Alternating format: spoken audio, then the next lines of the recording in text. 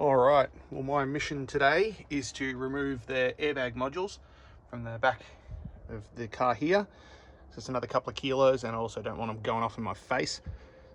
So I will disconnect the battery first so it doesn't hit me in the face.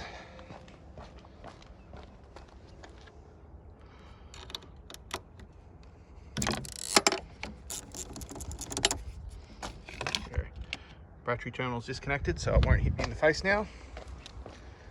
I should be able to just unplug from the bottom here somewhere, somehow.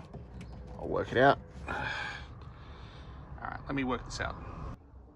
Okay, now that I know how it comes out, it's a bit easier, but it's got this dumb little clip here.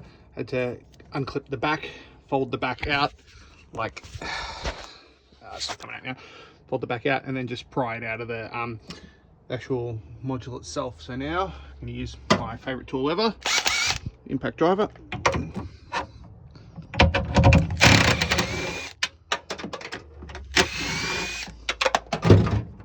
And there might be one other bolt holding it in place.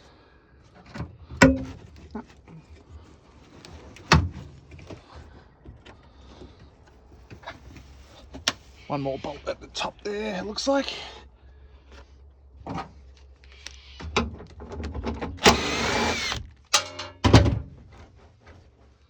Geez, another bolt further up in there under the roof lining. All right, I better pull that out then. Now, to pull the roof lining out, I've had to pull these three little clips out. These little dumb ones there.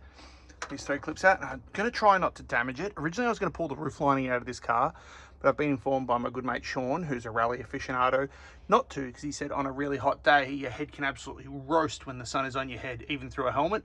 So I'm going to try and not damage the roof lining, but now I should be able to hopefully pull it down enough to be able to get to the top airbag bolt. So I'm hoping that one up there is the last one, but I might pull the roof lining down a bit further. Bloody hell, it's a mission. It's definitely a mission. I got this bolt out here, but it seems like they still go up past here. So I'm going to pull the this out, the handle out. I've already pulled the covers off, so I better take the screws out.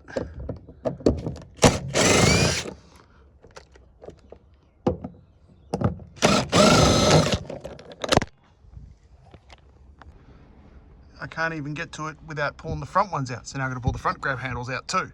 And I might even take the sun visor off while I'm at it, just because I'm right here right now.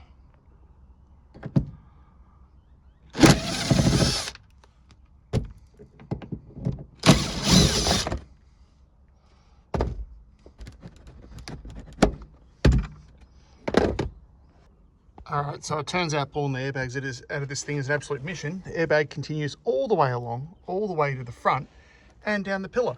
So now I'm going to pull the pillar cover out.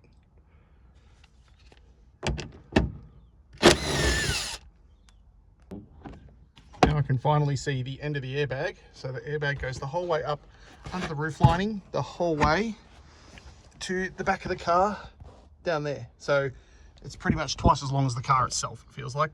Now I better try to pull it out.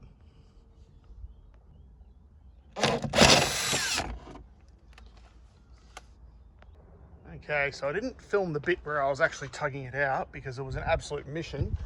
Turns out the airbag is just about as long as the car itself. I didn't realize it was one solid airbag that goes the whole way from the front pillar all the way over to the back. So that was really fun.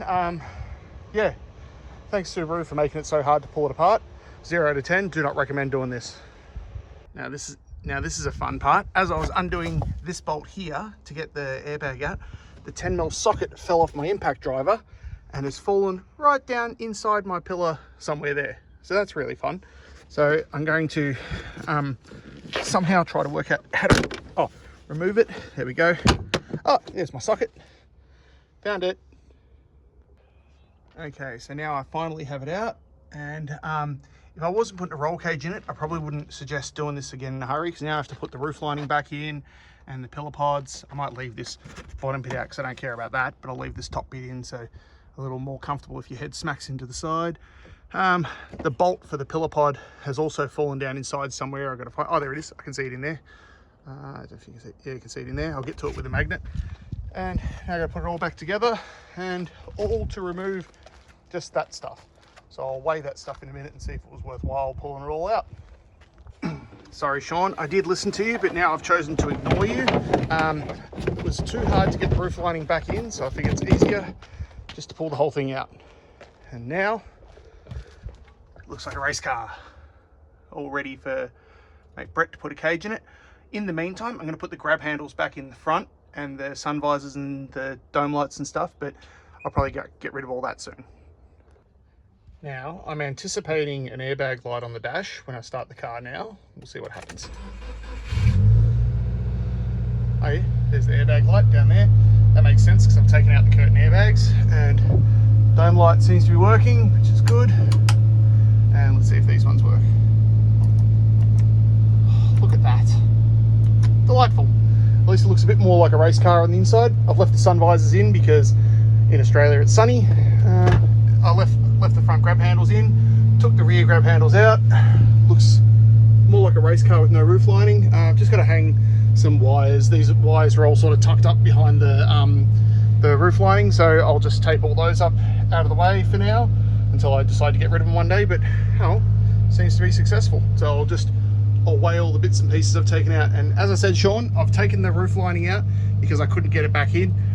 What I might even do, I might even cut the roof lining to sort of inline from there to there and put the front section in just to keep the heat off my head, but that can wait till another day. It's coming into winter now, so I don't think I'm gonna get too hot.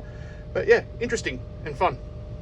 Okay, so this stuff here, got the curtain airbags, rear grab handles, some inner trims, the airbag covers, the rear grab handle mounts, a couple other bits and pieces, and one of the inner door trims.